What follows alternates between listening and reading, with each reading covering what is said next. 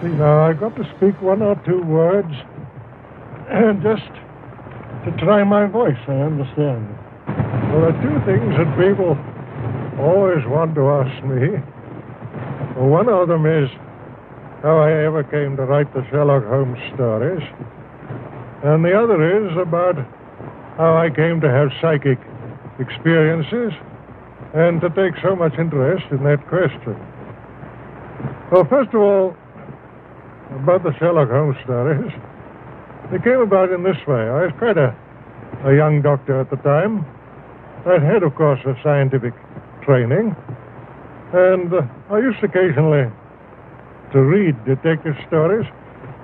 It always annoyed me how in the old-fashioned detective story, the detective always seemed to get at his results either by some sort of lucky chance or a fluke, or else it was quite unexplained how he got there. He got there, but he never gave an explanation how.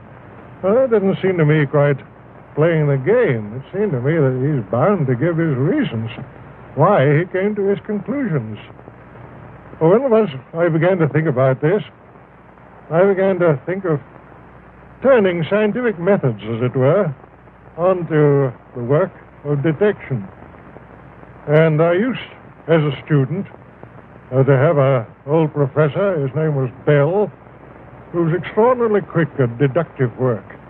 He would look at the patient. He would hardly allow the patient to open his mouth, but he would make his diagnosis of the disease and also very often of the patient's nationality and occupation and other points entirely by his power of observation.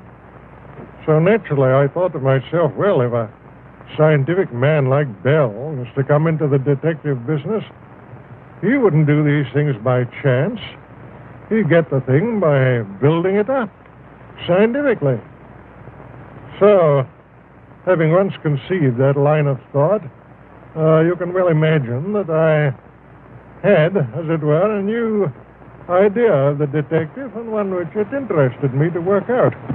I thought of 100 little dodges, as you may say, 100 little touches by which he could build up his conclusions, and then I began to write stories on those lines.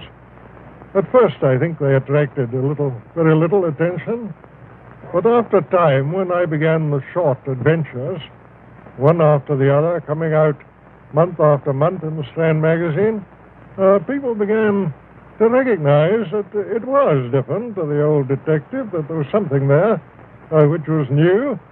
They began to buy the magazine, and it prospered, and so I may say did I. We both came along together, and from that time, Sherlock Holmes fairly took root.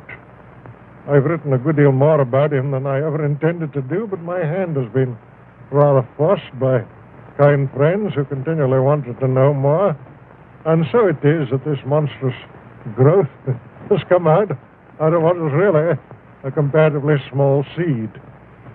Now, the curious thing is how many people there are in the world who are perfectly convinced that he is a living human being. I get letters addressed to him, and I get letters asking for his autograph, get letters addressed to his rather stupid friend, Watson. I've even had ladies writing to say that they'd be very glad to act as his housekeeper. One of them, when she heard that he had turned to the occupation of keeping bees, wrote saying that she was an expert at segregating the queen, whatever that may mean, and that she was evidently predestined to be the housekeeper of Sherlock Holmes. I don't know if there's anything more I could say with advantage about him. But on the other point, which is to me, of course, a very much more serious one, on the question of my taking up this psychic matter, curiously enough, my first experiences in that direction were just about the time when Sherlock Holmes was being built up in my mind. That would be about the year 1886 and 1887. So nobody can say that I formed my opinions on psychic matters very hastily. It is just 41 years now since I wrote a signed article upon the subject, which appeared in magazine called Light, so that I put myself on record. During these 41 years, I've never lost any opportunity of reading, of studying, and of experimenting on this matter. People ask me, will I write any more Sherlock Holmes stories? I certainly don't think it's at all probable.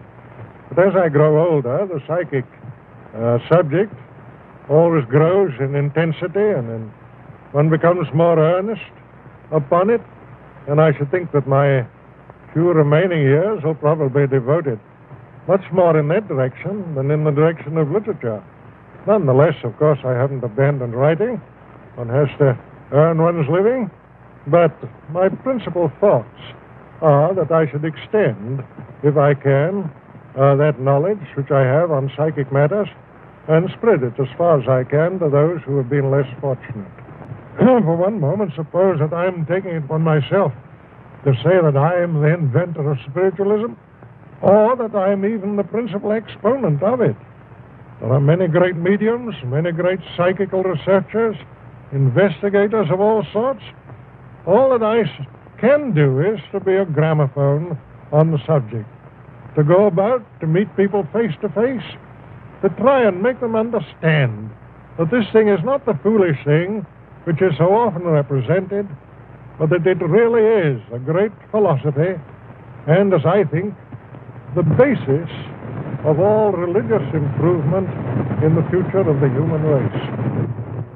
I suppose I've said with more mediums, good and bad and indifferent, than perhaps any living being. Anyhow, a larger variety, because I've traveled so much all over the world, and wherever I've gone, either in Australia, America, or South Africa, the best that there was to be had in that direction was put at my disposal. Therefore, when people come along and contradict me, who have had no experience at all, read little, and perhaps never been to a seance, you can imagine that I don't take their opposition very seriously. When I talk on this subject, I'm not talking about what I believe. I'm not talking about what I think. I'm talking about what I know. There's an enormous difference, believe me, between believing a thing and knowing a thing. I'm talking about things that I've handled, that I've seen, that I've heard with my own ears, and always, mind you, in the presence of witnesses. I never risk hallucination. I usually, in most of my experiments, have had 6, 8, or 10 witnesses, all of whom have seen and heard the same things that I have done. Gradually, I became more and more convinced on the matter as I studied year in, year out, but it was only in the time of the war, when all these splendid young fellows were disappearing from our view, the whole world was saying, well, what's become of them? Where are they? What are they doing now? Have they dissipated into nothing? Or are they still the grand fellows that we used to know? It was only at that time that I realized the overpowering importance to the human race of knowing more about this matter. Then it was that I flung myself more earnestly into it, and that I felt the highest purpose that I could possibly devote the remainder of my life to was trying to bring across to other people something of that knowledge and assurance which I had acquired myself. Certainly the results have justified me. I'm quite sure I could fill a room of my house with the letters that I have received from people telling me of the consolation which my writings on this subject and my lectures on this subject have given to them. How they have once more heard the sound of a vanished voice and felt the touch of the vanished hand.